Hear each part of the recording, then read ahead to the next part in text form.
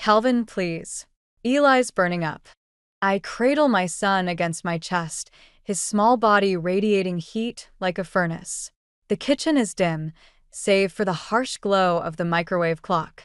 11:37 p.m. Calvin should have been home hours ago. The front door slams. Heavy footsteps. The briefcase hits the counter with a thud that makes me flinch. Dinner better be ready. Calvin snaps, his voice rough with irritation.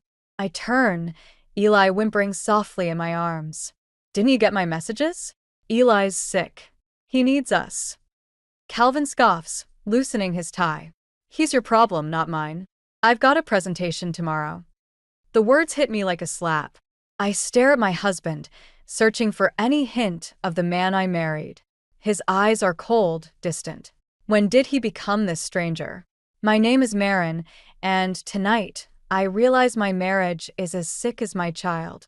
I need you to run to the pharmacy, I say, trying to keep my voice steady. We're out of children's Tylenol. Calvin yanks open the fridge, grabbing a beer. Can it wait until morning? I'm beat. No, it can't wait. I snap, surprising myself with the edge in my voice. Your son has a fever of 103. He needs medicine now. Calvin slams the fridge shut, turning to face me. His eyes narrow. Don't take that tone with me. I work my ass off to provide for this family. And I don't. I challenge, shifting Eli to my hip. I'm on call 24/7, Calvin. When was the last time you changed a diaper, or made dinner, or… That's your job, he interrupts, pointing his beer at me. I didn't marry you to listen to your nagging. The words hang in the air, heavy and poisonous. I feel something inside me crack, a hairline fracture spreading through years of compromise and silence. Then why did you marry me? I ask quietly. Calvin takes a long swig of beer, his eyes never leaving mine. Because you were hot and made me look good. Why else? The truth, finally laid bare.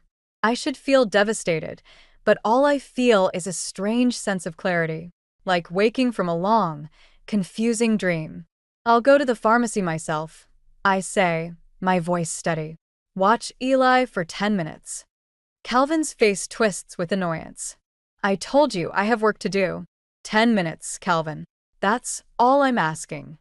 He sighs dramatically, setting down his beer. Fine. Give him here. I hesitate, then gently transfer Eli to Calvin's arms. My son whimpers, reaching for me. Sho, baby, I soothe. Mommy will be right back. I grab my purse and keys, pausing at the door to look back. Calvin is already lowering Eli onto the couch, reaching for his laptop. The cool night air hits me as I step outside, and I take a deep breath. For the first time in years, I feel awake, alert. The neighborhood is quiet, most windows dark. But in my chest, something is stirring. A spark of defiance, of possibility. I slide into the car, gripping the steering wheel. My wedding ring catches the streetlight, and I stare at it for a long moment. Then I twist it off, dropping it into the cup holder with a soft clink. As I pull out of the driveway, my mind races. I think of Eli, of the life I want for him. A life full of love and support, not coldness and neglect. I think of my own dreams, long buried under the weight of Calvin's expectations. The pharmacy sign glows in the distance. But suddenly, I don't want to go there. I don't want to go home. I want freedom. For myself and for Eli. My foot eases off the gas pedal as I approach an intersection. Left leads to the pharmacy. Right leads out of town, towards my father's house. He's always said I could come to him if I needed help. The turn signal clicks softly as I make my choice. As I accelerate down the empty road, I feel a weight lifting from my shoulders. This isn't the end. It's a beginning. I glance in the rearview mirror, watching the lights of my old life fade into the distance. My hands are steady on the wheel. For the first time in years, I'm driving towards something, not running away. Eli needs me. And I need to be the mother, the woman I know I can be. Calvin's words echo in my mind, fuel for the fire growing inside me. He thought I was just arm candy, a trophy to make him look good. I'll show him just how wrong he was. This is my story now, and I'm taking back the pen. The sun-drenched campus lawn stretches before me, a sea of possibility. I'm 22 again, clutching my art portfolio and trying not to trip in my new heels. That's when I see him. Calvin strides across the quad, all confidence and easy charm. His smile lights up his face as he catches my eye, and suddenly I'm rooted to the spot. "You look lost," he says, coming to a stop in front of me. "Need a guide?" I laugh, feeling my cheeks flush. "Is it that obvious?" "Only to someone who's been looking for you," he replies with a wink. The memory fades, replaced by the harsh fluorescent light of my father's kitchen. I blink, disoriented. Eli sleeps peacefully in the next room, his fever finally broken. It's been 3 days since I left Calvin, and the memories keep ambushing me. "You okay, sweetheart?" My dad, Lyle, sets a steaming mug of coffee in front of me. I nod, wrapping my hands around the warmth. Just remembering. Lyle's eyes crinkle with concern. "The good times?" "The beginning," I say softly. "When I thought Calvin hung the moon." My father settles into the chair across from me. He was charming, I'll give him that. Had us all fooled for a while. I take a sip of coffee, letting the bitterness ground me in the present. I keep trying to pinpoint when it changed, when the charm became something else. Lyle reaches across the table, covering my hand with his. It was gradual, Marin. Like a frog in boiling water. By the time you realized how bad things had gotten, you were in too deep. I nod, fighting back tears. "I feel so stupid, Dad. How did I not see it?" "You saw what you wanted to see," he says gently. "What he wanted you to see. That's not your fault." A soft cry from the guest room interrupts us. I'm on my feet in an instant, maternal instinct overriding everything else. Eli is sitting up in bed, rubbing his eyes. "Mommy?"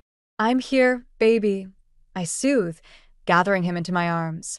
He snuggles against me, and I breathe in his sweet, sleep-warm scent. "Where's Daddy?" he mumbles. The question pierces my heart. "Daddy's at home, sweetheart. We're staying with Grandpa for a little while." Eli pulls back, his blue eyes, so like Calvin's, searching my face. "Are you and Daddy fighting?" I swallow hard, choosing my words carefully. "Mommy and Daddy are taking some time apart. But we both love you very, very much. That will never change." He seems to accept this, burrowing back against my chest. I rock him gently, my mind drifting to another memory. Calvin and I, dancing at our wedding reception. His arms around me, his lips brushing my ear as he whispers, "You've made me the happiest man alive." I believed him then, with every fiber of my being. How could I have known that happiest for Calvin meant most convenient? That is, love came with conditions I'd spend years trying to meet? Eli's breathing evens out, and I lay him back down, tucking the covers around him. As I turn to leave, I catch sight of myself in the mirror above the dresser. I barely recognize the woman staring back at me. She looks tired, worn down, but there's something else in her eyes. A spark of determination I haven't seen in years. Back in the kitchen, Lyle is waiting with a fresh cup of coffee and a sympathetic smile. "How's our little man?" Confused, I sigh, sinking back into my chair. He asked about Calvin. Lyle nods, his expression grave. "That's to be expected. Kids are resilient, though." He'll adjust." "I hope so," I murmur. I want to do right by him, Dad. I don't want him growing up thinking this is what love looks like." "You're doing the right thing, Marin," Lyle says firmly, breaking the cycle. "It takes courage." I manage a small smile. I don't feel very courageous. "But you are," he insists. "You're reclaiming your life, your independence. That's no small feat." As if on cue, my phone buzzes. It's an email from the graphic design firm I applied to last week. With trembling fingers, I open it. "Dad." I breathe, hardly daring to believe it. "They want to interview me." Lyle's face breaks into a wide grin. "That's wonderful, sweetheart." "When?" "Next Tuesday," I say, scanning the email. It's a remote position, so the interview will be over video call. For the first time in days, I feel a flutter of excitement in my chest. This could be it, My chance to rebuild, to create a life for Eli and me that isn't dependent on Calvin's whims. As I start making plans for the interview, another memory surfaces. Calvin, sneering at my art supplies. Cute hobby, he'd said. But it's time to grow up, Marin. Focus on what really matters. I'd packed away my sketchbooks that day, bearing my dreams along with them. But now, I look at my dad, at the proud smile on his face, and I make a silent vow. No more burying myself. No more shrinking to fit someone else's expectations. It's time to reclaim the woman I used to be, the one who believed in her talents, who dreamed big, the one Calvin tried to erase. Watch out, world. Marin 2.0 is coming. The doorbell chimes, its cheerful tone at odds with the knot in my stomach. I smooth my dress, take a deep breath, and plaster on a smile. Ready? I ask Eli, who's fidgeting with his bow tie. He nods solemnly. Ready, Mommy. I open the door, and there's Calvin, looking annoyingly handsome in a crisp suit. His eyes narrow as they sweep over me. You're wearing that? He asks, his tone dripping with disapproval. I resist the urge to roll my eyes. Hello to you too, Calvin. Yes, I'm wearing this. Let's go, we're already late. The drive to his parents' house is tense, filled with Calvin's pointed comments about my appearance, Eli's behavior, and my attitude. By the time we pull into the driveway, I'm gritting my teeth so hard my jaw aches. Irene opens the door before we even reach it, her smile tight and brittle. There you are. We were beginning to worry. Sorry, Mom, Calvin says, leaning in to kiss her cheek. Marin took forever to get ready. I bite back a retort, focusing instead on helping Eli out of his car seat. Irene's eyes rake over me, her disapproval palpable. Well, come in, she says, ushering us inside. Everyone's waiting. The dining room is a tableau of forced civility. Calvin's father, Arthur, nods gruffly from the head of the table. Faye, Calvin's sister, offers me a small smile that doesn't quite reach her eyes. Dinner is a minefield of backhanded compliments and thinly veiled criticisms, most directed at me. Irene leads the charge, her words sharp as knives. So, Marin, she says, delicately dabbing her mouth with a napkin, have you given any thought to going back to work? It must be so unfulfilling, being just a housewife. I feel Calvin stiffen beside me. Mom, he warns, but Irene waves him off. I'm just saying, dear. A woman needs purpose beyond changing diapers and making dinner. I take a sip of wine, buying time. Actually, Irene, I've been thinking about getting back into graphic design. I've kept up with industry trends and… Oh, that's nice, Irene interrupts, her tone dismissive. A little hobby to keep you busy. But really, Calvin needs a wife who can support his career. Networking is so important these days. I feel something snap inside me.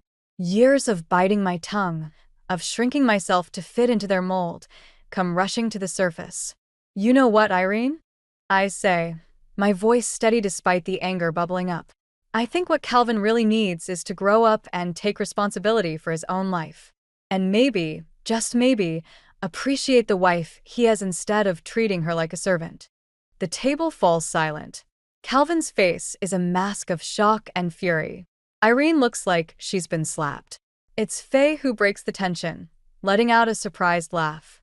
Well, it's about time someone said it. Faye! Irene hisses, but her daughter ignores her. No, Mom. Marin's right. We've all been tiptoeing around Calvin's ego for years. It's exhausting. I shoot Faye a grateful look, feeling a spark of unexpected kinship. Calvin pushes back from the table, his chair scraping loudly. This is ridiculous. Marin, we're leaving. Now. No, I say quietly, surprising even myself. I'm not done eating. And neither is Eli. Our eyes lock in a silent battle of wills. For the first time, I see a flicker of uncertainty in Calvin's gaze. Fine, he spits out. I'll be in the car. As he storms out, I turn back to my plate, hands shaking slightly. The room is thick with tension. Well, Arthur says gruffly, speaking for the first time all evening. Pass the potatoes, would you? The rest of the meal passes in awkward silence. As we're clearing the table, Faye corners me in the kitchen. "Hey," she says softly. "I just wanted to say, I'm proud of you for standing up to them." I blink, surprised. "Thanks, Faye. I didn't think anyone in this family was on my side." She glances around, making sure we're alone. "Listen, Marin, there's something you should know about Calvin. He's not. He's not who you think he is." My heart races. "What do you mean?" Faye opens her mouth to respond, but Irene's sharp voice cuts through the air. Faye. "Come help me with dessert." Faye squeezes my arm. "We'll talk later, okay? Just be careful." As I watch her go, my mind whirls. What does Faye know? And how will it change everything? The drive home is silent, Calvin's anger radiating off him in waves.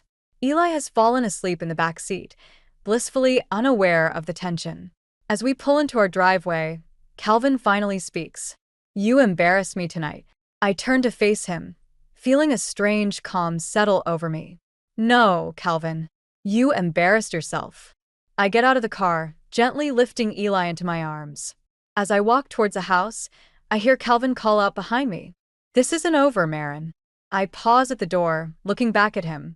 In the dim porch light, I see not the charming man I fell in love with, but a stranger, petty, controlling, and suddenly very small. "You're right," I say softly. "It's just beginning." I close the door behind me, locking it with a decisive click. As I carry Eli to his room, I feel something unfurling in my chest. It feels a lot like hope. The soft glow of my laptop screen illuminates the kitchen as I hunch over it, fingers flying across the keyboard. It's 2 a.m., and the house is silent except for the gentle hum of the refrigerator. This is my time, stolen moments while Calvin and Eli sleep, where I can breathe, think, and plan. I'm updating my portfolio, polishing old projects and creating new ones. The familiar rush of creativity courses through me, a sensation I'd almost forgotten. It feels like coming home to myself. A notification pops up, another job listing that matches my skills. I click on it, heart racing as I read the description. Remote work, flexible hours, decent pay. It's perfect. Before I can talk myself out of it, I hit apply. As my application whooshes off into the digital ether, I lean back, exhaling slowly. This is it. The first concrete step towards independence. A floorboard creaks upstairs, and I freeze. Footsteps. Calvin. I quickly close my laptop, shoving it into a drawer just as he appears in the doorway, squinting against the light. "What are you doing up?" he grumbles, voice thick with sleep. "Couldn't sleep." I lie smoothly. "Just getting some water." Calvin grunts, clearly uninterested. "Come back to bed. I have an early meeting." I nod, following him upstairs. As I slide under the covers, my mind races with possibilities. For the first time in years, I feel a flicker of hope. The next morning, I'm making Eli's lunch when my phone buzzes. It's an email from the company I applied to last night. They want to schedule an interview. Excitement bubbles up inside me, but I force it down. I can't let Calvin suspect anything. Not yet. "Mommy, can I have apple slices?" Eli asks, tugging at my sleeve. I smile down at him, ruffling his hair. "Of course, sweetie. Let's cut them together." As we work side by side, I study my son's face. He looks so much like Calvin, the same blue eyes, the same dimpled smile. But there's a gentleness in Eli that his father lacks. A softness I'm determined to protect. "Eli, honey," I say carefully. "You know Mommy loves you very much, right?" He nods, mouth full of apple. "And no matter what happens, that will never change. You understand." Eli swallows, looking up at me with those big eyes. "Are you and Daddy getting a divorce?" The question catches me off guard. "Why do you ask that, sweetie?" He shrugs, suddenly very interested in his apple slice. "Tommy at school said his parents got a divorce. He said they fought a lot, like you and Daddy do." My heart clenches. I kneel down, taking Eli's small hands in mine. "I don't know what's going to happen, Eli. But I promise you, whatever happens, you will always be loved and taken care of." "Okay." He nods solemnly, then throws his arms around my neck. I hold him tight, blinking back tears. Later that day, while Eli's at preschool, I sneak into Calvin's home office. I hate myself for doing this, but Faye's warning echoes in my mind. I need to know what I'm dealing with. I boot up his computer, grateful he never changes his password. As I scroll through his emails, my stomach drops. There are messages from women, lots of women. Flirtatious exchanges, hotel reservations, explicit photos. But it's the financial records that really make me sick. Calvin's been siphoning money into a secret account for years. Thousands of dollars hidden away. I sit back, stunned. All those times he complained about money being tight, about not being able to afford new clothes for Eli or repairs for the house. All lies. As I'm processing this, I hear the front door open. Calvin's home early. Panic surges through me. I quickly close everything, shutting down the computer. I'm halfway to the door when Calvin appears in the doorway. "What are you doing in here?" he asks, eyes narrowing suspiciously. I force a smile. "Just tidying up." "You left some papers out." Calvin stares at me for a long moment, and I'm sure he can hear my heart pounding. Finally, he nods. Fine. "But stay out of my office from now on." I slip past him, retreating to the safety of the kitchen. As I lean against the counter, trying to steady my breathing, my phone buzzes. It's an email confirming my interview for tomorrow. In that moment, everything crystallizes. I can't stay here. Not with a man who's been lying to me, cheating on me, stealing from our family. I need to get out, for my sake and for Eli's. I take a deep breath, straightening my shoulders. It's time to put my plan into action. Tomorrow I'll ace that interview. I'll secure our future. And then, when the time is right, Eli and I will walk out that door and never look back. Calvin may think he holds all the cards, but he's about to learn just how wrong he is. I am not the meek, submissive wife he thinks I am. I am a force to be reckoned with. And I'm done playing by his rules. The suitcase sits on the bed, a silent testament to my resolve. I fold Eli's favorite dinosaur pajamas, tucking them carefully between layers of clothes. My hands shake slightly, but my mind is clear. It's time. Eli's fever broke yesterday, and with it, the last of my hesitation. I secured the job, a remote position with a promising design firm. Now, all that's left is to leave. I hear the front door open and close. Calvin's home early. My heart races as I zip the suitcase closed and slide it under the bed. "Marin?" Calvin's voice echoes from downstairs. "Where are you?" I take a deep breath, steeling myself. "Up here," I call back, trying to keep my voice steady. Calvin appears in the doorway, loosening his tie. His eyes narrow as he takes in the scene, the slightly disheveled room, my flushed face. "What's going on?" he asks, suspicion lacing his tone. I force a smile. "Just doing some spring cleaning." "How is work?" He grunts, clearly uninterested. Fine. "Is dinner ready?" "I'll start it now," I say, slipping past him. As I prepare dinner, my mind races.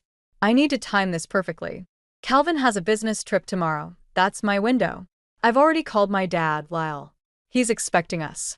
Eli chatters happily through dinner, oblivious to the tension. Calvin barely looks up from his phone. It's a typical evening in our household, but tonight, everything feels different. Charged, like the air before a storm. After tucking Eli in, I retreat to the guest room where I've been sleeping lately. I pull out my phone, texting Faye. "It's happening tomorrow. Thank you for everything." Her reply comes quickly. "Stay safe. Call if you need anything." I lay awake for hours, listening to the sounds of the house. Calvin snoring, the hum of the refrigerator, the tick of the clock, counting down the minutes until our escape. Morning comes too slowly and too quickly all at once. I go through the motions of our normal routine, making breakfast, packing Calvin's suitcase, kissing him goodbye. As soon as his car disappears around the corner, I spring into action. "Eli, sweetie," I say, kneeling down to his level. "We're going on a little trip to Grandpa's house. Doesn't that sound fun?" His eyes light up. "Can I bring Rex?" he asks, clutching his stuffed T-Rex. "Of course," I smile, fighting back tears. Rex's family, too. We're halfway to my dad's house when my phone starts buzzing incessantly. Calvin. I silence it, gripping the steering wheel tighter. Mommy, Eli's voice pipes up from the back seat. Is Daddy coming to Grandpa's too? I swallow hard. No, sweetie.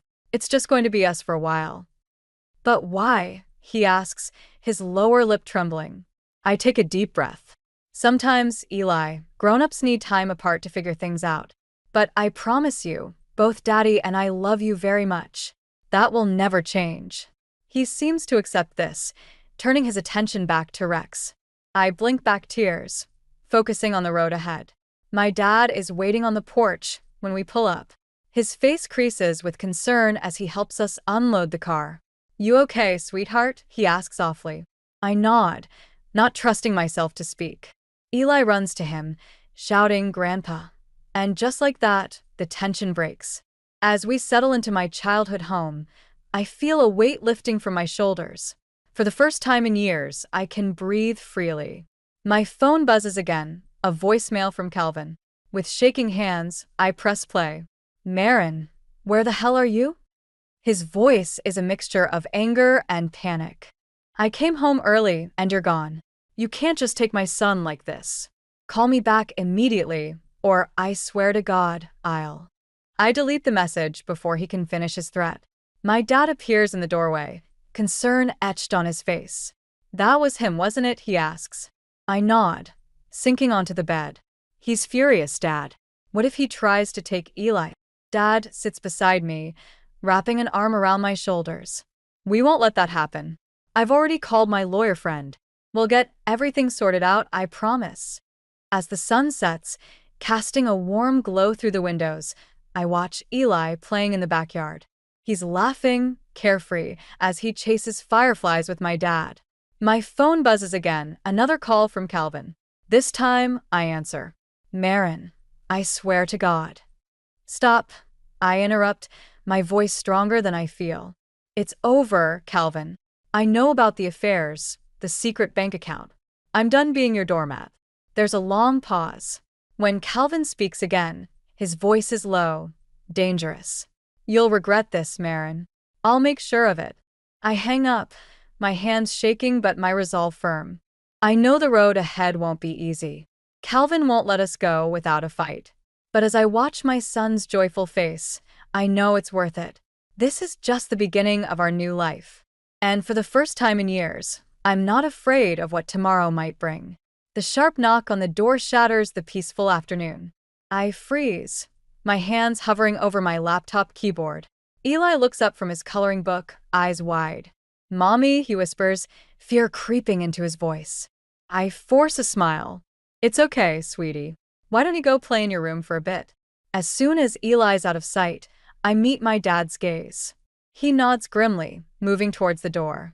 I take a deep breath, steeling myself. The door swings open, revealing Calvin. He's a far cry from the polished executive I've known for years. His shirt is rumpled, his hair disheveled. Dark circles rim his bloodshot eyes. Where's she? He demands, trying to push past my dad. Calvin, my dad's voice is firm. You need to calm down. Don't tell me to calm down, Calvin shouts. She took my son. I step into view, my heart pounding but my voice steady. I'm right here, Calvin. His eyes lock onto me, a mixture of relief and fury. Marin, he says, his tone softening slightly. Come on, this is ridiculous. Let's go home and talk about this. I shake my head. There's nothing to talk about. It's over. Calvin's face darkens. You can't do this. You can't just leave. What about our life? Our family? What family? I retort, feeling years of pent-up frustration bubbling to the surface. The one you ignored, the one you cheated on. He flinches, as if I'd slapped him. You don't understand. I've been under so much pressure at work. Save it, I interrupt. I know about the secret bank account, Calvin.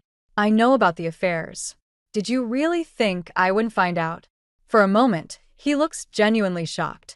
Then his expression hardens. You went through my things? You had no right. I had every right. I snap. I'm your wife. Or I was. And more importantly, I'm Eli's mother. I have a responsibility to protect him from your lies and manipulation. Calvin's eyes narrow. Is that what this is about? Money? Fine, I'll give you access to the account. We can work this out. I laugh, the sound bitter, even to my own ears. This isn't about money, Calvin.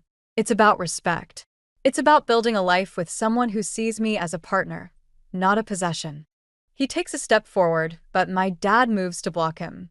You're making a mistake, Marin, Calvin says, his voice low and dangerous. I'll fight you on this. I'll take Eli. You know I have the resources to make your life hell.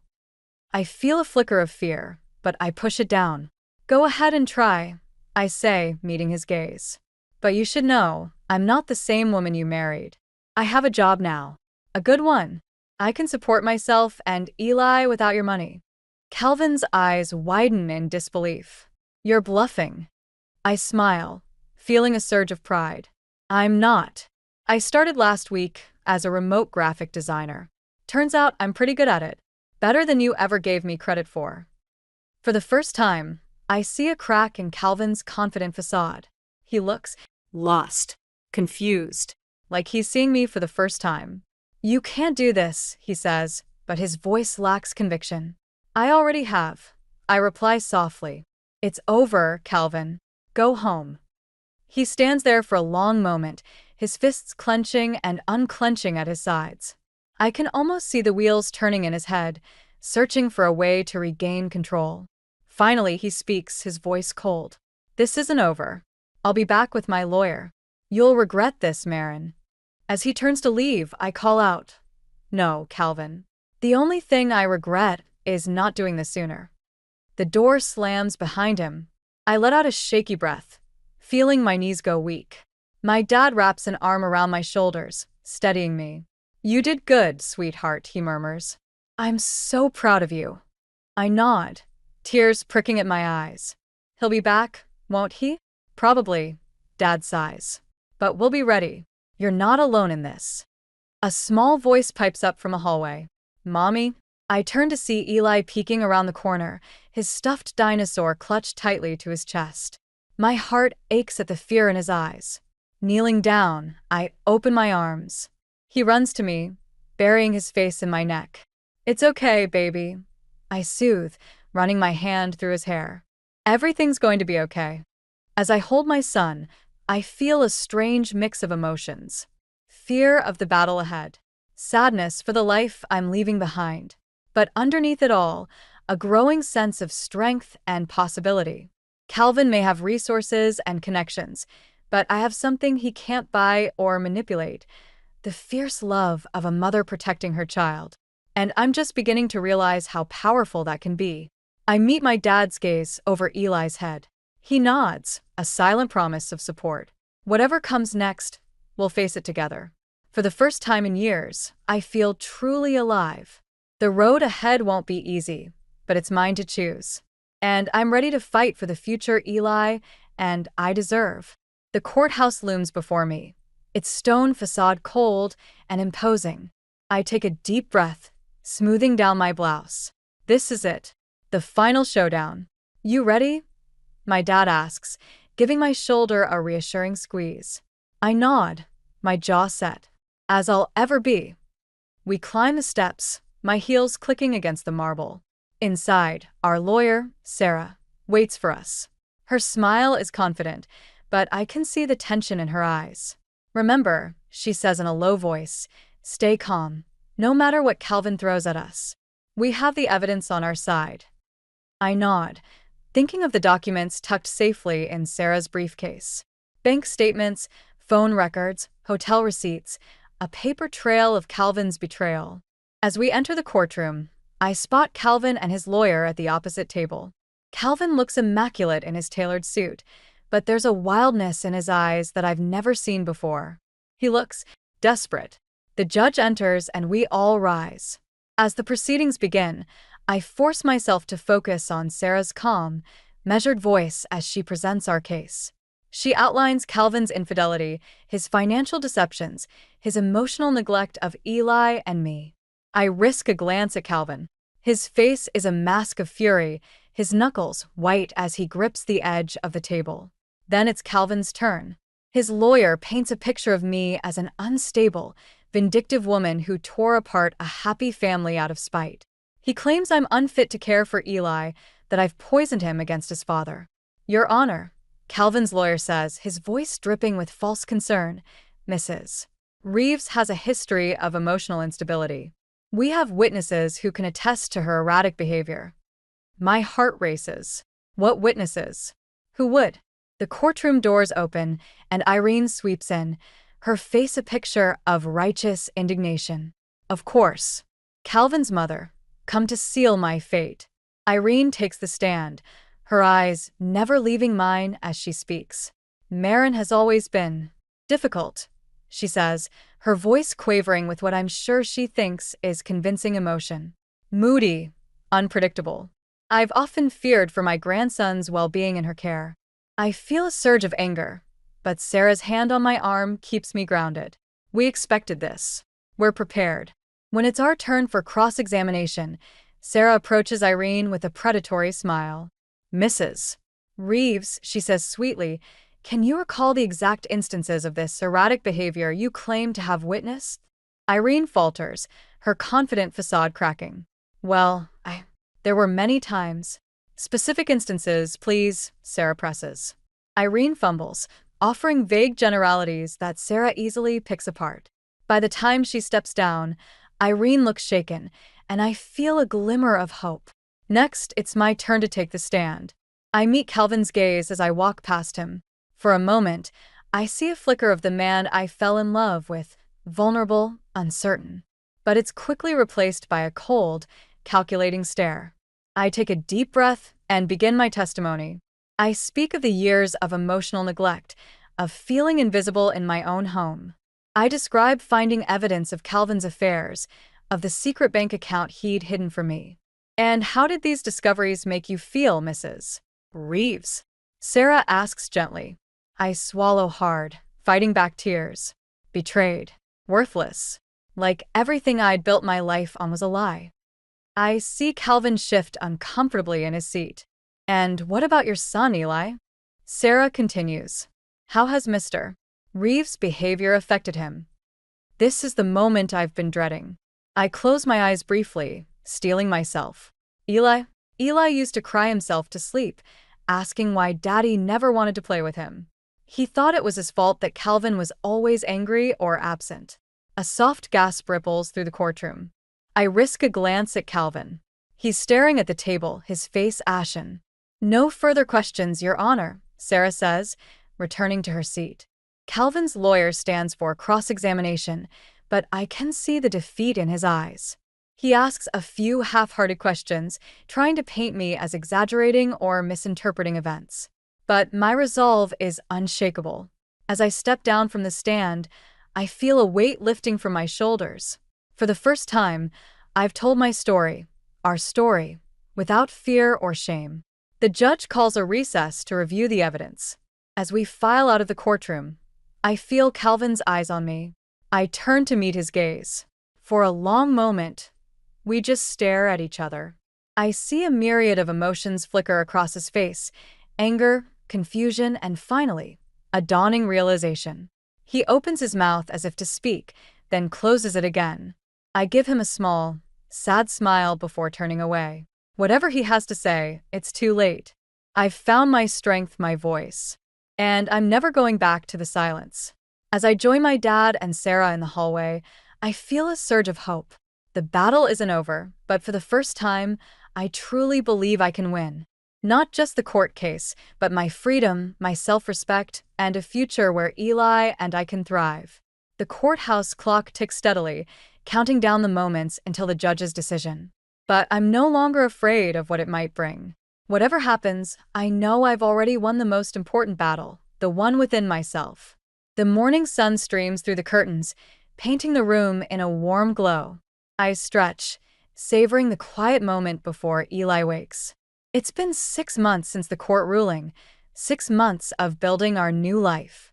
I pad downstairs, the hardwood cool beneath my feet. Dad's already in the kitchen, brewing coffee. He smiles as I enter, sliding a mug towards me. Big day today, he says softly.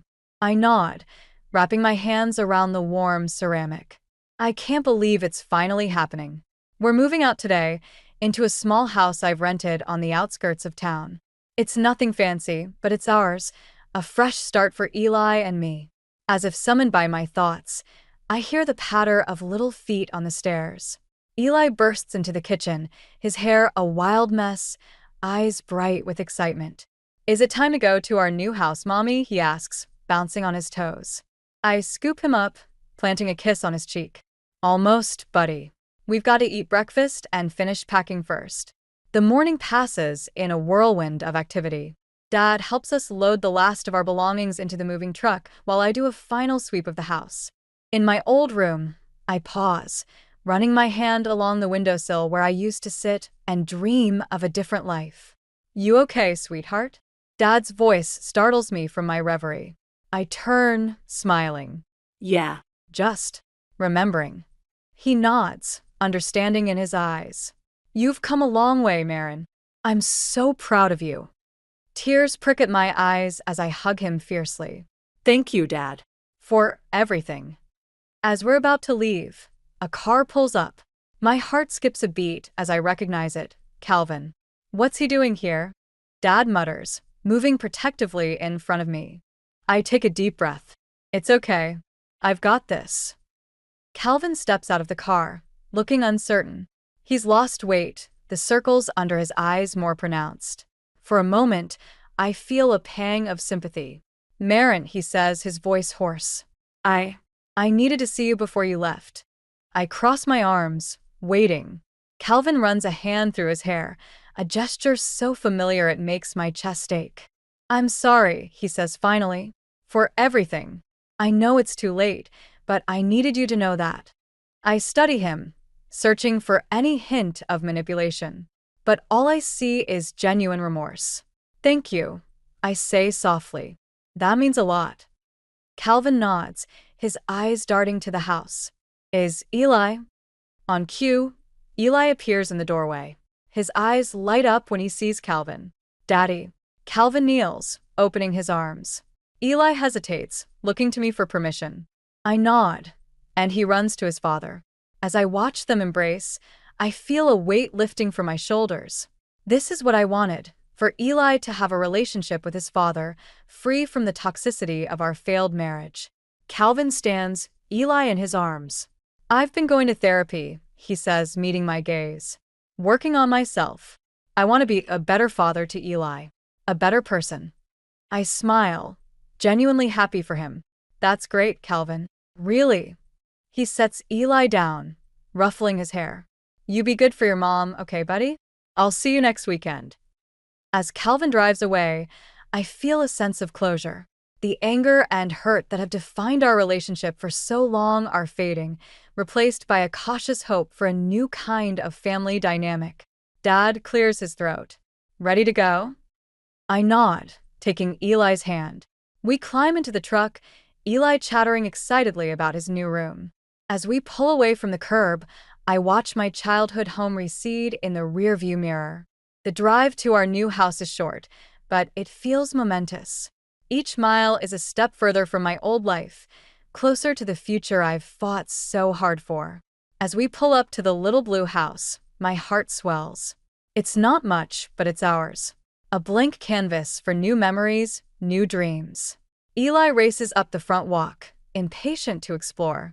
"Dad," and I follow more slowly, arms laden with boxes. Inside, the house is filled with afternoon sunlight. The rooms are small but cozy, already starting to feel like home. As I set down a box in the living room, my gaze falls on my easel in the corner. A half-finished painting sits on it, my first commission for my new freelance business. Dad appears in the doorway, a knowing smile on his face. "So, what do you think?" I turn in a slow circle, taking it all in.